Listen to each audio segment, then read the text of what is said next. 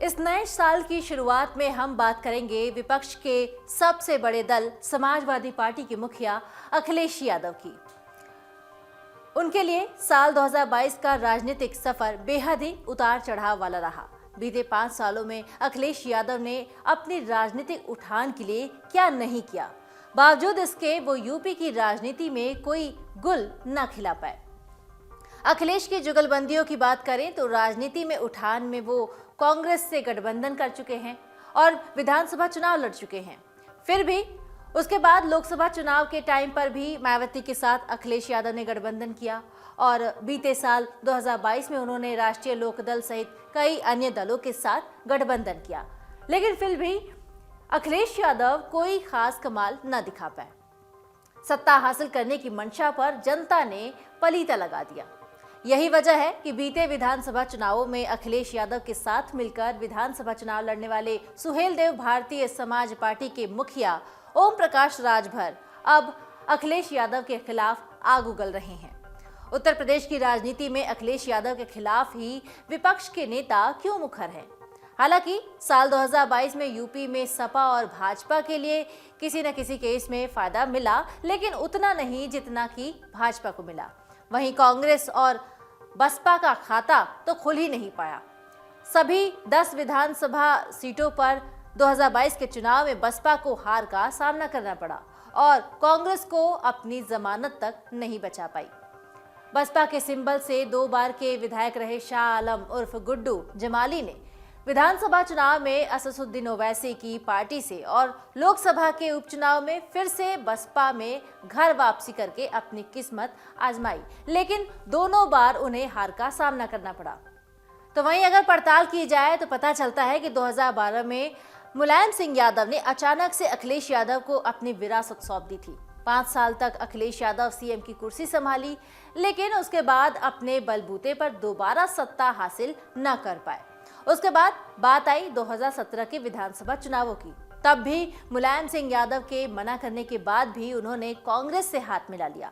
आपको याद होगा उस समय सपा और कांग्रेस गठबंधन की रूपरेखा प्रियंका गांधी और डिंपल यादव तैयार कर रही थी और अखिलेश राहुल और प्रियंका डिंपल की जोड़ी बन चुकी थी, लेकिन इस जोड़ी को भी जनता ने नकार दिया था।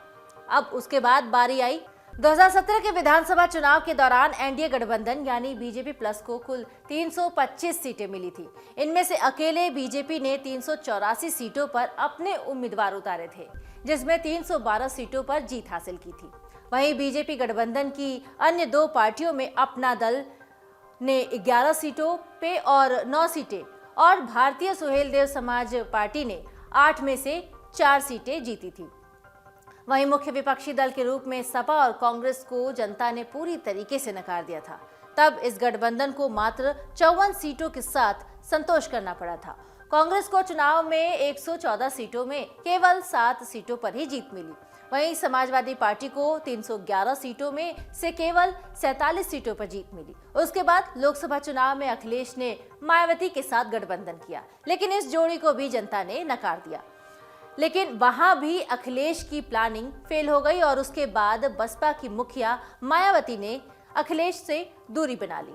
उसके बाद बात आई जब यूपी विधानसभा 2022 के चुनाव की, तब भी अखिलेश ने रालोद और सुभाषपा जैसे कई छोटे दलों के साथ गठबंधन किया। इस बार उन्हें कोई फायदा नहीं मिला। वो जीत की उम्मीद लगाए बैठे थे, लेकिन उम्मीद तो पूरी हुई ही नहीं, मगर हाँ, सीटें कुछ बढ़ाने में वो कामयाब जरूर हुए थे। वहीं अब चुनावों के बाद तो सुभाषपा के मुखिया ओम प्रकाश राजभर ने भी अखिलेश से नाता तोड़ लिया। ऐसे में सवाल उठने लगे हैं कि सियासत में एक दूसरे को कम आंकने वाली हर पार्टी, चाहे वो सपा हो, बसपा हो या फिर कांग्रेस के नेता, सभी के लुभावने वादों पर लोगों की नजरें हैं और लोग सवाल उठा रहे हैं कि आने वाले चुनावों में ये सारी विपक्षी पार्टियां क्या गुल खिला पाएंगी। आने वाले विधानसभा चुनावों में बीजेपी को मात देने में क्या ये सारी विपक्षी पार्टियां कमाल दिखा पाएंगी? लोगों के सामने ये सभी पार्टियां बीजेपी के खिलाफ क्या तर्क देंगी? तो वहीं अखिलेश यादव बाकी के विपक्षी दलों से निपटने की रणनीति बनाने में चूक रहे हैं। उन्हें अपनी पहचान बनाने के लिए मेहनत करनी होगी, जिलों से जिलों में जाना होगा, हर वर्ग को अपने साथ जोड़ने का प्रयास करना होगा। मुलायम सिंह यादव ने ये सब करके ही राज्य में सपा को एक ताकत दी थी और अब बारी है अखिलेश की। डाउनलोड करें अमर उजाला ऐप और पाएं खबरें लगातार। अगर आप ये वीडियो YouTube पर देख रहे हैं तो हमारे चैनल को सब्सक्राइब करें और बेल आइकन को दबाना ना भूलें। अगर आप Facebook पर ये वीडियो देख रहे हैं तो हमारे पेज को लाइक करें।